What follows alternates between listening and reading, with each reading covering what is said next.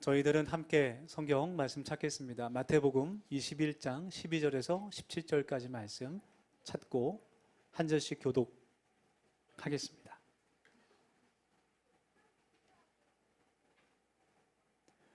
오늘 하나님께서 주시는 말씀 마태복음 21장 12절에서 17절까지의 말씀입니다. 한 절씩 읽고 마지막 절은 함께 읽겠습니다. 제가 먼저 12절 말씀 읽습니다. 예수께서 성전에 들어가사 성전 안에서 매매하는 모든 사람들을 내쫓으시며 돈 바꾸는 사람들의 상과 비둘기 파는 사람들의 의자를 둘러 엎으시고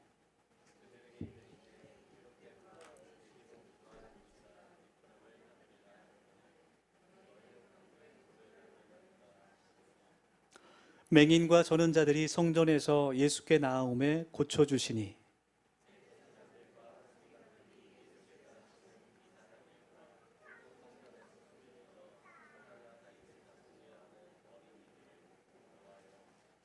예수께 말하되 그들이 하는 말을 듣느냐? 예수께서 이르시되 그렇다. 어린아기와 젖먹이들의 입에서 나오는 찬미를 온전하게 하셨나이다 함을 너희가 읽어본 일이 없느냐 하시고 다같이 그들을 떠나 성 밖으로 베다니에 가서 거기서 유하시니라. 아멘. 네, 이제 정말 한여름인 것 같습니다. 우리 모두 건강하시기를 바라면서 함께 인사하며 마음의 문을 활짝 열길 원합니다. 옆에 분 바라보시면서 당신 때문에 살맛이 납니다. 이렇게 인사하겠습니다. 네. 실상은 죽을 맛이라도 말에는 권세가 있기 때문에 아름답게 표현할 때 또 그 가운데 하나님의 복이 흘러갑니다. 다시 한번 고백할까요? 당신 때문에 살맛이 납니다. 이렇게 인사하겠습니다. 주여. 동화책 하나를 소개하겠습니다. 네. 황금 물고기라는 동화책인데요. 원작은 러시아의 작가 퓨슈킨이 쓴 어부와 물고기라는 그러한 동화입니다.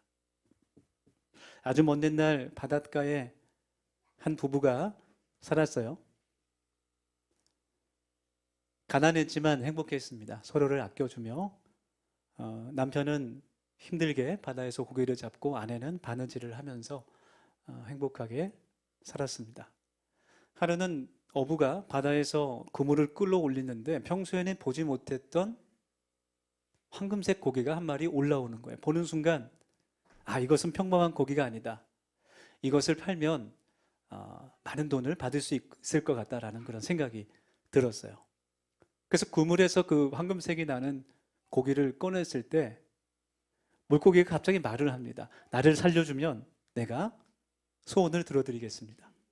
나를 바다에 풀어주면 언제든지 이곳에 와서 나를 찾으면 내가 소원을 들어주겠습니다. 그런 약속을 해요.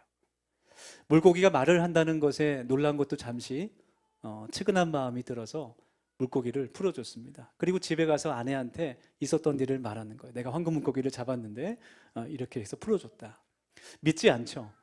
네, 믿지 않다가 반신반의하면서 그러면 그 물고기에게 가서 우리 집에 있는 깨진 이 바구니, 나무 바구니 이것을 새로운 세탁 바구니로 바꾸어달라고 한번 소원을 빌어보라고 그렇게 말했어요. 어부가 바다로 가서 그 물고기를 부르니 진짜 나왔습니다. 나와서 집에 깨진 나무 바구니가 있는데 새 바구니를 달라는 그런 소원을 전달했어요. 집에 가보니까 정말로 새 바구니가 있는 것이죠. 아내가 남편에게 여보, 이 허름하고 쓰러져가는 오두막집을 좀 큰 저택으로 바꿔달라고 소원을 빌고 오세요. 얘기를 했어요. 어부가 바다로 가서 아내의 소원을 전달했습니다. 집으로 돌아와 보니 정말 오두막집이 없어지고 큰 저택이 생겼습니다. 그런데 아내가 만족하지 않아요. 더 욕심이 났습니다. 그래서 남편에게 이야기해서 내가 귀족 마님이 되고 싶은데 그것을 소원을 빌어달라는 말을 했어요. 남편을 막 떠밀어서 다시 나가게 합니다. 남편이 그 아내의 소원을 빌고 돌아오자 정말 아내가 귀족 부인이 돼서 하인들의 시중을 받으면서 살고 있습니다. 여기서 아내가 그치지 않아요. 자신의 종들을 시켜서 남편에게 전합니다. 내가 이 나라의 여왕이 되고 싶으니 그 소원을 황금 물고기에게 전해 주십시오. 남편이 가서 여왕이 되고 싶은 아내의 소원을 빌었고 돌아와 보니 정말 왕궁에 아내가 많은 그런 하인들을 부리며 몸에는 호화로운 그런 보석들을 치장하고 그런 진미 음식을 아주 풍성한 잔치 음식을 먹으면서 남편에게 당신은 냄새나고 더러우니까 내 집에 들어오지 마세요. 그렇게 말합니다. 그리고 하인들을 시켜서 내가 이제 바다에 그 왕궁이 되고 싶으니 바다의 임금이 되고 싶으니 영왕이 되고 싶으니 그 소원을 비십시오. 그렇게 말해요. 어부가 바다로 돌아가서 그 물고기를 만나서 그 소원을 전달하는데 물고기가 보니까 그 남편 어부의 표정이 좋지 않습니다. 무슨 일이 있냐고 물어보니까 아무 일도 아니라고 얘기하면서 그 물고기를 처음 만났을 때 쓰러져가는 오두막집에 깨진 나무통이 있었지만 그때가 제일 행복했던 것 같다라고 이야기를 했어요. 물고기가 아무런 대답을 하지 않고 바다로 들어갔습니다. 집에 가보니까 왕궁이 없어지고 다 쓰러져가는 오두막집에 깨진 나무통, 주저서 울고 있는 아내가 있었습니다. 이것이 이제 그 황금 물고기라는 동화 이야기예요. 야고보서 1장 15절 말씀 보면 욕심이 잉태한즉 죄를 낳고 죄가 장성한즉 사망을 낳느니라 그런 말씀이 있습니다. 우리는 모두 원죄의 죄성을 가진 인간이기 때문에 평생을 그 끝없는 욕망, 욕심의 굴레에서 벗어날 수가 없죠. 사람의 욕심이라는 것은 그 한계가 없기 때문에 결국은 자신과 그 주변의 모든 사람들을 파괴합니다. 오늘 성경 본문 말씀은 예수님께서 예루살렘이라는 곳에 가실 때에 이뤄진 사건인데요. 예루살렘은 이스라엘의 성전이 있는 수도, 가장 영적인 그런 중심 도시였어요. 그리고 이 말씀이 기록될 당시 6월절이라는 큰 명절이었는데 그래서 많은 사람들이 그 예루살렘에 하나님께 제사드리기 위해서 몰려왔습니다. 수많은 사람들이 우리가 이제 좀 있으면 아마 뭐 해운대 바닷가 개장해서 막 파라솔들이 막 쳐져 있고 막 사람들이 엄청 모여 있는 영상이 나올 것 같은데요. 그것처럼 수많은 사람들이 예루살렘에 모였습니다. 예수님께서 예루살렘에 오셔서 성전으로 먼저 가셨어요. 우리 예수님 정말 사랑이 많으시고 자비가 넘치시는 그런 인자하신 예수님인데 오늘 말씀 보면 예수님 화가 많이 나신 것 같습니다. 아마 복음서에 기록된 말씀 가운데 예수님께서 가장 분노하시는 말씀입니다. 도대체 어떤 일이 있었기 때문에 예수님께서 이렇게 화가 나셨을까? 본문 12절 말씀 보면 예수님께서 성전으로 들어가셨을 때 그 안에 물건을 파는 상인들이 있었어요. 그리고 외국 돈을 환전하는 환전상들이 그 성전 안에 있었습니다. 아마 예수님께서 그들을 보시고 화가 나신 것 같습니다. 왜 하나님의 거룩한 성전 안에 이렇게 물건을 파는 상인들이 있었을까 궁금하죠. 성경이 기록될 당시에 유대인들은 모세 오경, 창세기, 출애굽기, 레위기, 신명기, 민수기 이 말씀을 믿었고 그 말씀에 나오는 율법에 따라서 제사법에 따라서 하나님께 예배 드려야 했어요. 그리고 하나님께 제사 드릴 때는 각각의 형편에 맞는 그런 제물을 드리도록 되어 있습니다. 어떤 사람은 소를 드리기도 하고 어떤 사람은 염소를, 양을 드리기도 하고 가난한 사람들은 비둘기를 하나님께 제물로 드리게 됐어요. 유대일 안식일 이 6월절 명절에 세계 각지로 흩어진 그 유대인들이 1년에 한 번은 꼭 예루살렘 성전에 와서 하나님께 이 제물로 제사를 드리는 것이 가장 큰 종교적 의무라고 믿었습니다. 생명같이 여기는 일이었죠. 그곳에서 하나님께 유월절 제사를 드리는 것을 마치 천국에 들어가는 그런 큰 조건처럼 생각을 했어요. 그런데 문제는 그때는 걸어서 오거나 나귀를 타거나 시간이 많이 걸리기 때문에 짧게는 한 달, 길게는 두세 달을 거쳐서 예루살렘으로 와야 됩니다. 하나님께 드리는 제물을 가지고 와야 되는데 그것이 쉬운 일이 아니었어요. 그래서 그 성전 안에서 하나님께 제사를 드릴 사람들에게 그 제물을 파는 것은 유대인들에게는 굉장히 편리한 일이었습니다. 힘들게 집에서부터 그 제물을 갖고 오지 않아도 되는 것이죠. 네. 물론 죽여서 갖고 오면 네, 편하겠지만 낫시 때문에 쉽게 썩어요. 그래서 살아있는 거를 데리고 와야 되는데 성전 안에서 바로 그것을 구입할 수 있으니 얼마나 편하겠어요. 그리고 평소에 쓰던 그 돈을 환전할 수 있으니 그것도 참 편리한 일이었습니다. 그런데 뭐가 문제였을까? 바로 그 안에서 장사를 하고 돈을 바꿔주는 사람들이 공정하게, 정직하게 영업을 한 것이 아니라 폭리를 취하면서 불이한 이득을 취하고 있었기 때문이죠. 네. 공정무역 거래가 아니라 독점 거래, 그리고 비리가 판치는 그런 악한 일들이었어요. 어떻게 하나님의 성전 안에서 그렇게 폭리를 취하면서 악한 일을 벌일 수 있을까? 성전을 관리하는 사람이 있었을 텐데 제사장들에게 돈을 주고 그들의 허락을 받아서 그런 일들을 했던 겁니다.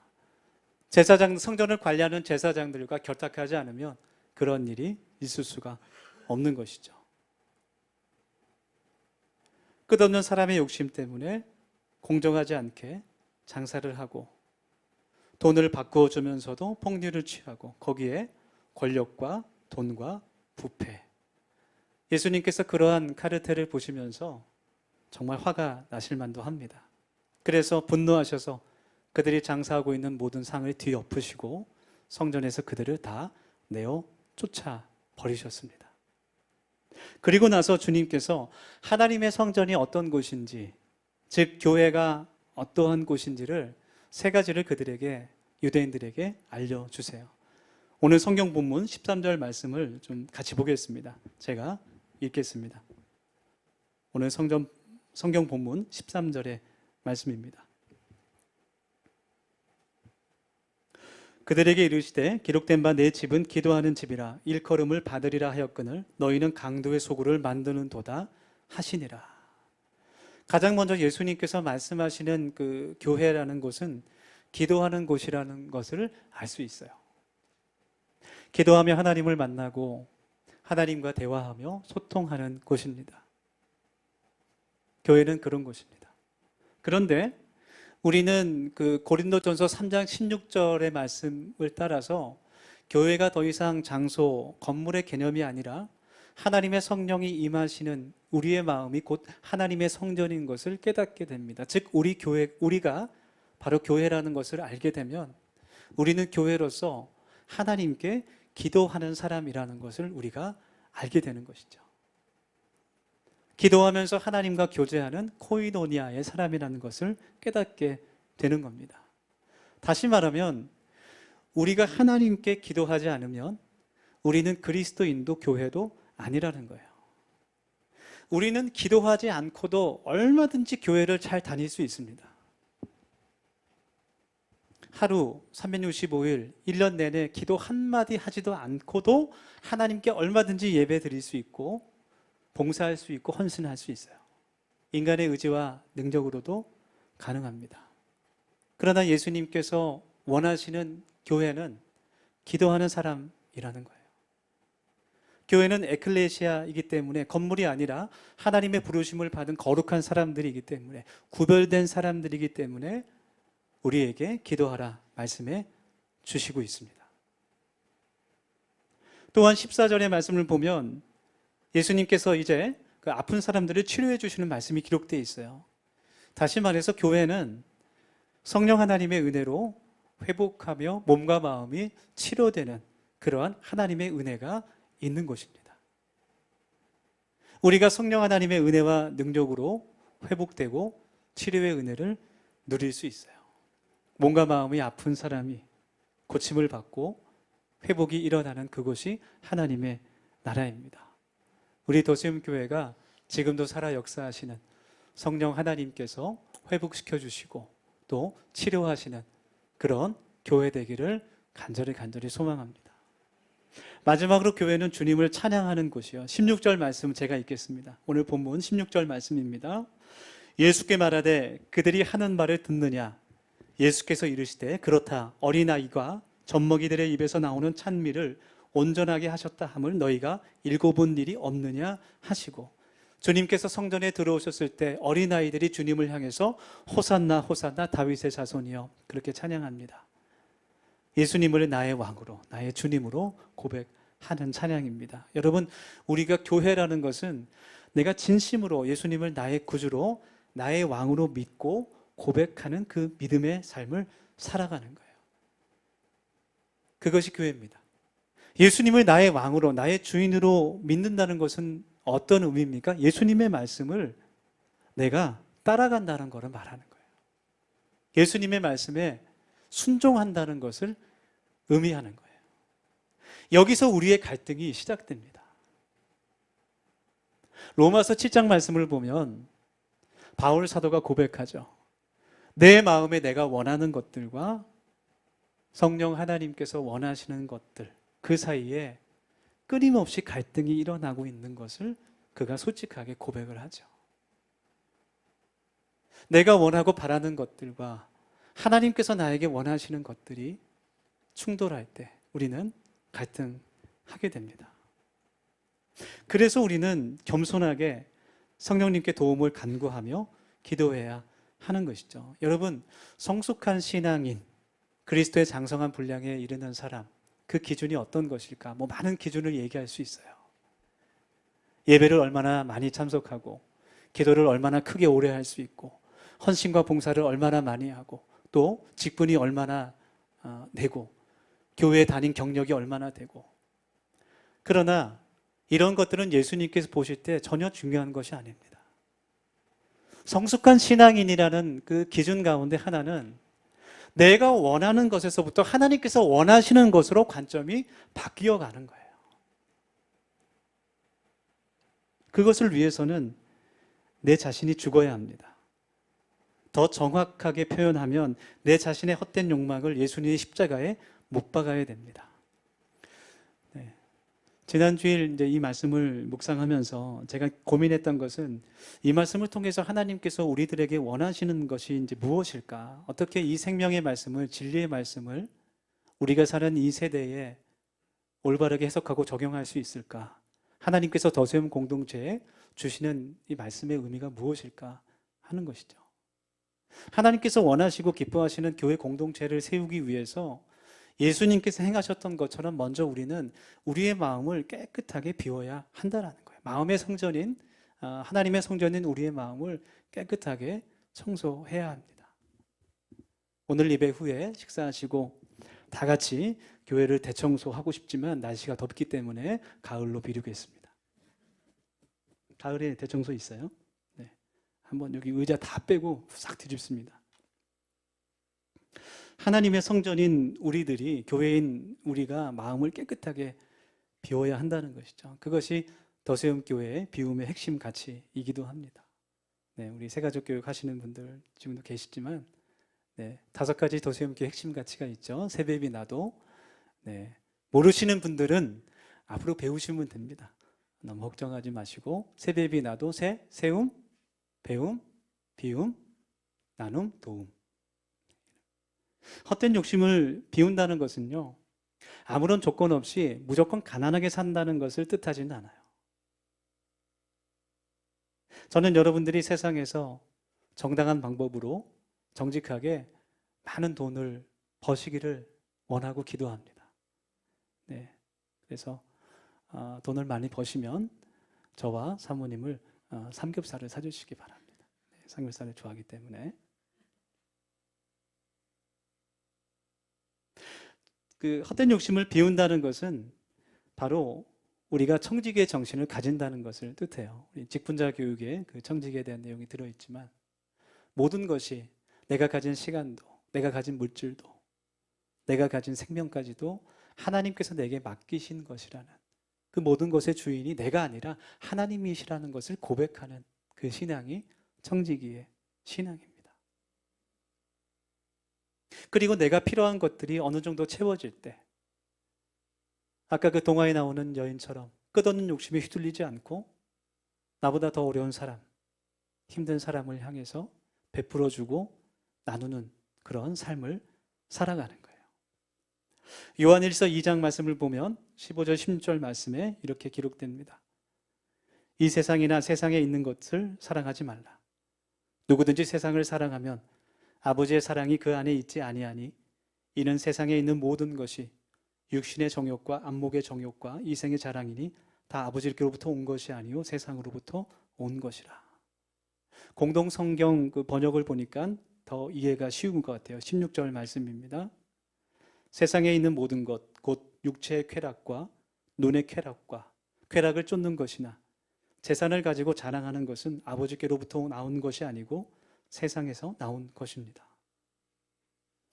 우리가 육체의 쾌락과 또 눈의 쾌락을 쫓는 것과 내가 가진 것들을 자랑하는 그 욕망에서 자유로워지기를 소망합니다. 비우기를 원합니다. 그래서 우리 더세움 교회가 정말 하나님께서 사랑하시는 또 하나님을 더욱더 뜨겁게 사랑하는 그런 교회가 되기를 소망합니다. 네, 큰 대형 교회가 되기 위해서 가진 방법 수단을 가리지 않는 그런 교회가 아니라 100명, 300명, 500명 성장 목표를 세우는 교회가 아니라 우리 한 사람 한 사람이 교회라는 것을 먼저 깨닫고 그리스도의 장성한 분량에 이르기까지 말씀과 성령을 통해서 자라나는 그런 공동체가 되기를 소망합니다. 그래서 우리 더세움교회가 더 부흥해서 넉넉한 마음으로 주변에 어려운 이웃들을 도울 수 있는 교회, 그리고 무엇보다 우리의 믿음과 신앙을 하나님이 주신 그 은혜를 우리 다음 세대들에게, 자녀들에게 전달할 수 있는 그런 가족 공동체가 되기를 소망합니다. 그래서 참 그 짝기도가 중요한 거예요. 오늘 예수님께서 본문 말씀을 통해서 뜨겁게 기도하며 또 하나님을 찬미하며 성령의 은혜로 하나님을 만나며 회복과 치유를 경험하는 그런 우리 교회, 우리 모두, 우리 가정이 되기를 원하십니다. 교회는 한 사람이 세우는 것이 아닙니다. 우리 모두가 세워 나가는 것입니다. 우리의 마음 가운데 세상의 헛된 욕심을 비우고 대신 하나님의 큰 비전과 선한 욕심을 채우는 복된 우리 모두가 되기를 간절히 소망합니다. 우리 이 시간 같이 기도하겠습니다. 우리 세 가지 기도 제목 가지고 1분 정도 함께 기도합시다. 함께 기도할 때 하나님, 우리 마음 가운데 헛된 욕망을 모두 청소하고 하나님이 주신 거룩한 꿈을 갖게 하여 주시옵소서. 그렇게 기도합시다. 하나님, 이 땅에 아닌 하나님 나라의 영원한 우리의 처소가 있음을 기억하게 하시고 하나님의 능력과 그 통치하심을 바라보며 이 땅도 하나님 나라가 될 수 있도록 하나님 저희들을 사용하여 주시옵소서. 우리 함께 이 시간 기도하며 나아가겠습니다. 하나님, 하나님의 말씀을 저희들의 마음에 깊이 새기기를 원합니다. 하나님 나라를 꿈꾸며 이 세상에 헛되고 헛된 그 욕심, 허망한 것들로부터 자유하게 하시고 하나님이 주신 거룩한 꿈과 비전을 함께 기도하며 살아갈 수 있는 우리 더세움교회 공동체 될 수 있도록 인도하여 주시옵소서. 하나님, 우리의 마음이 깨끗하게 청소되어지기를 원합니다. 하나님이 주신 거룩한 비전을 가지고 살아가게 도와주시고 하나님이 원하시는 교회를 세워가며 우리의 꿈과 우리의 또 가정이, 우리의 자녀들이 하나님의 믿음의 사람으로 자라날 수 있도록 하나님께서 복의 복을 더하여 주시고 우리 가정 모두가 우리 성령께서 주인 되시는 가정 되어서 함께 기도하며 예배하는 행복에 우리 가족 공동체 될 수 있도록 인도하여 주시옵소서. 또 결혼 앞두고 있는 우리 청년들을 기억하여 주셔서 아름답게 하나님 그 나라를 가정 안에 세워갈 수 있도록 하나님께서 복의 복을 더하여 주시옵소서. 모든 것 감사하신 예수님의 이름으로 기도하옵소서. 하나님, 더세움교회를 세우시고 지금까지 에베네셀의 은혜로 인도하신 그 은혜를 감사드립니다. 성령님께서 우리의 마음에 헛된 것들을 분별할 수 있는 지혜를 주시고 비우게 하시고 대신 성령과 말씀으로 충만히 채워주시옵소서. 우리의 왕이 되시며 우리의 주인 되시는 예수 그리스도의 이름으로 기도드립니다.